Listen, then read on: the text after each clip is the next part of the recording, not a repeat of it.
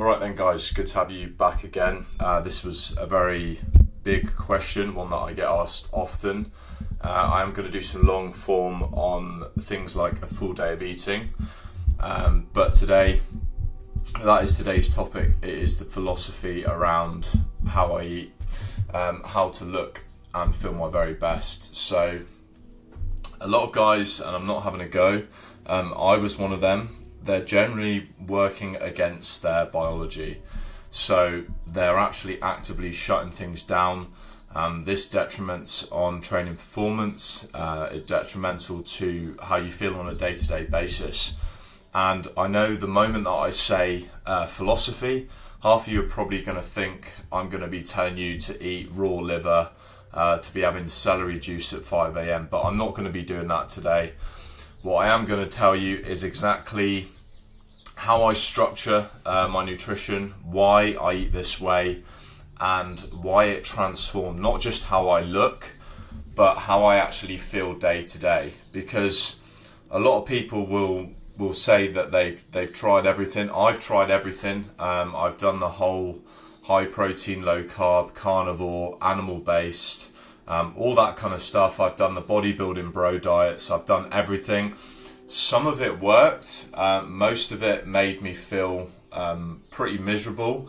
And somewhere along the way, through all the conflicting information, the whole cholesterol was killing you, all the seed oil panic, the carb fearing, the vegan versus carnivore wars, I realised what we've made the most basic, fundamental part of being human is unnecessarily complicated. So today I'm going to go through all the BS and give you some principles that actually work. Not because some random person on Instagram told you to, but because I've actually lived them myself. So let's get into the video. So before I tell you what I eat now, I need to tell you what I used to eat, because context is really important in this situation. So a few years back, when I started this journey in my early 20s, I was sort of doing everything quote unquote right. On paper, I was absolutely nailing it. The classic chicken and rice every meal, about 1,700 calories when I was cutting. And I was living in the gym. I was in the gym 6 days a week, sometimes 7 days a week if I could. I was regularly having things like protein shakes with like isolate, protein bars, protein bloody everything really. And to begin with, I mean, look, it did work to a degree at the beginning of my journey. I built some muscle, like I looked okay, but really it wasn't anything spectacular. But behind these closed doors, I kind of felt like there was a missing link. I wasn't feeling my very best. At around sort of 20 years old, my energy wasn't as good. Which, let's be honest, this shouldn't be happening when you're young. You know, you should have lots of energy. You should be at your hormonal peak. But really, I didn't have much drive, not so much motivation. I was getting this brain fog every single day. I was running on lots of energy drinks. I was using things like pre-workout just to get through the gym sessions. And the moment training was done, that was kind of it. I was feeling like my tank was empty. And that I didn't have the energy left for real life. So I just remember this very clearly. Like one evening, I was sat on the sofa, I was absolutely drained, thinking, this can't really be it. What is the point of looking really fit if I'm just feeling completely dead on the inside? So I was eating all the classic bodybuilder stuff, the protein this, the protein that. Because my sweet tooth was quite high, I couldn't sleep without something sweet. A lot of these things loaded up with stevia and all of these kind of artificial flavors and things like that. Cream of rice with protein, protein cereals, all that kind of thing. And this is another one as well. I found this bean pasta which had apparently 45 grams of protein in it. And I genuinely thought I discovered like the holy grail, 45 grams of pasta. This must be incredible for me. But spoiler alert, it was not incredible. It was grim and my gut suffered from it. Same things like protein pasta, protein French toast, all of this protein sort of labeling And this is the stuff that was appealing in the supermarkets. And surprise, surprise, I looked and felt awful because I wasn't eating real food. I was just eating products that were engineered to hit a number on an app. And that evening that I was there on the sofa, that was the moment that kind of changed everything. I stopped asking myself, how can I look better? Because that was all I cared about. I wanted this bodybuilding physique. I wanted to be massive. I wanted to be that guy. And instead I started asking one very simple question. And that was, how can I actually feel good? And that was it. That's all I really wanted. I wanted the energy. I wanted the libido. I wanted the clarity, the motivation, the feeling to wake up and actually feel ready to attack the day instead of dreading that day. So I stopped caring about wanting to be shredded all the time. I stopped chasing numbers. I stopped obsessing over the mirror. And that's when everything kind of shifted, right? My entire focus, my energy and my health, really. So that's your hormones, your digestion, your energy, and how my body actually functions. And here's the irony with all of this. The actual moment I let go of how I looked and focused entirely on how I felt inside, my physique improved more than it ever did. Because having this good physique isn't something that you force. This is a byproduct. This is the natural result of being genuinely healthy on the inside. So your hormones are optimized, your energy is stable, and your cells can actually function the way they're meant to. And I say this constantly to everybody, and I'll say it time and time again. A great physique will always be the byproduct of being dialed in from a hormonal and metabolic perspective. And that will always be the case. So that shift from being kind of like needy and greedy for the results to just focusing on the right inputs and just trusting the process, that's where my entire food philosophy actually came from. So here we have the first principle, and this one alone will probably clear up 90% of most people's diets. And most people today, they're not eating real food, they're just eating these products. So if you think about it, actual food doesn't need a marketing team. It doesn't need an ingredients list the length of your arm. It doesn't need health claims on the packaging saying, things like fortified with vitamins, that it's high in protein, that it's heart healthy. If something needs to convince you that it's healthy, it probably isn't healthy. So my rule is with this, if there was a boardroom of people behind you, what you're about to put in your mouth, marketers, food scientists, flavor engineers, that's not food, that is a product, and you probably shouldn't be eating it. This is something that, let's say for example, your great grandparents would recognize, meat, eggs, fruit, vegetables, rice, butter. This is simple, this is very unglamorous, but this is how we should be eating, and there's really no barcode required. So that single distinction, whether that kind of food versus product, will do more for you in health than any macro calculator will. So just bear that in mind. Now, once you understand that, the next question becomes, why do so many people still feel tired, hormonally wrecked, inflamed, even when they think they're eating clean? And to me, the answer is very simple. A lot of people are eating in a way that downregulates their biology. So they are under-eating calories, they're under-eating nutrients, and they eat out of season. They over-consume all the processed additives, and they rely on caffeine just to function. And that sends one signal to your body that resources are scarce. So you're going into survival mode.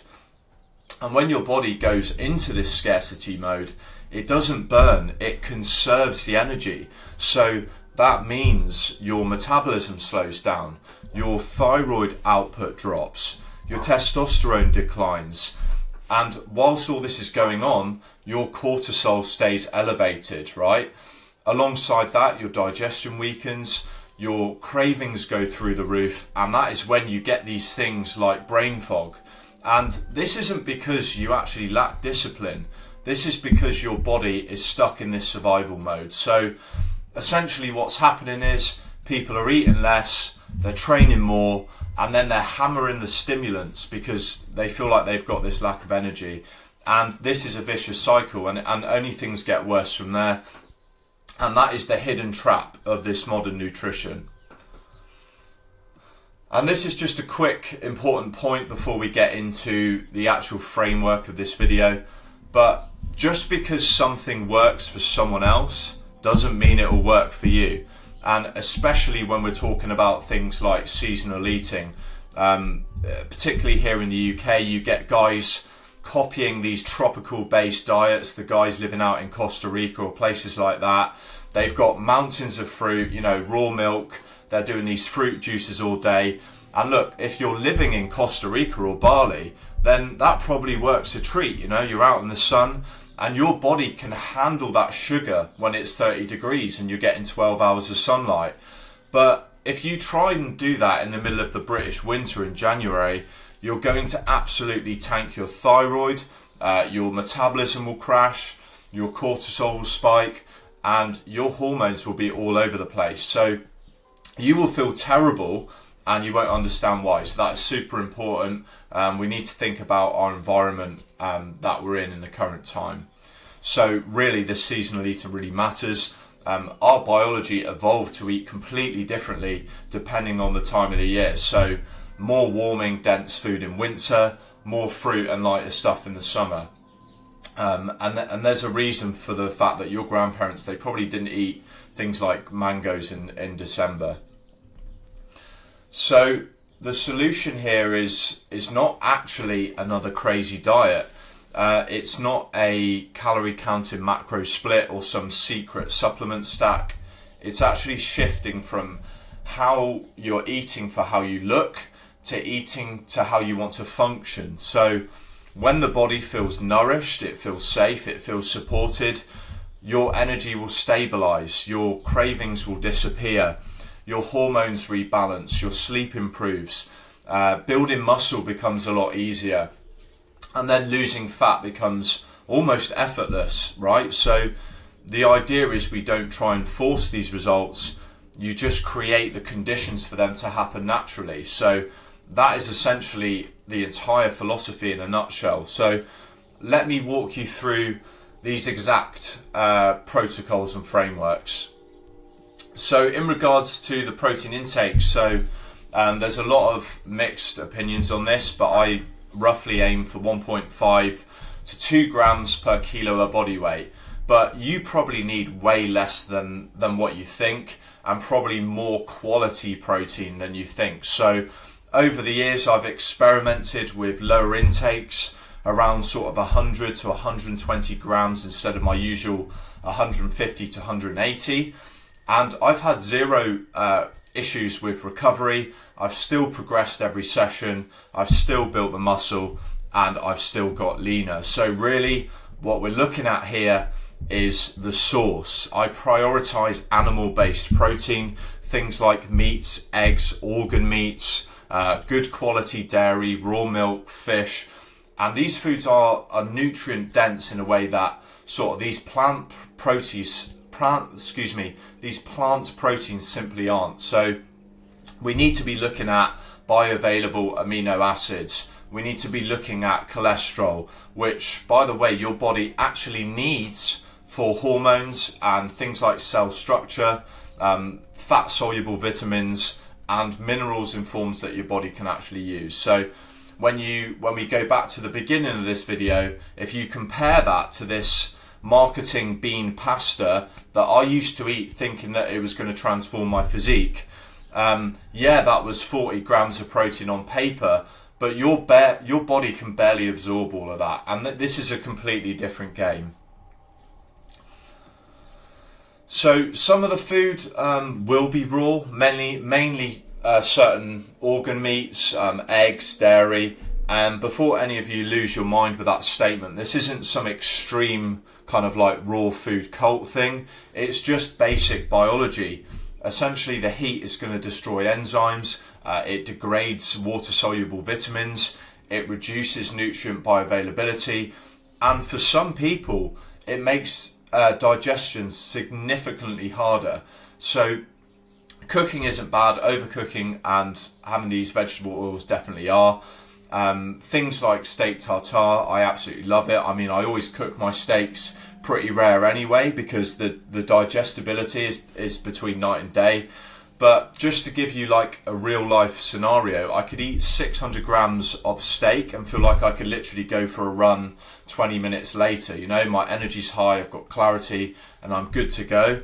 If it was that same steak and it was cooked well done, I'm probably going to be on the sofa in a food coma, being completely useless. So you can feel that difference yourself if you were to have like a good steak tartare. And you feel really good afterwards, right? The body just processes it much more efficiently.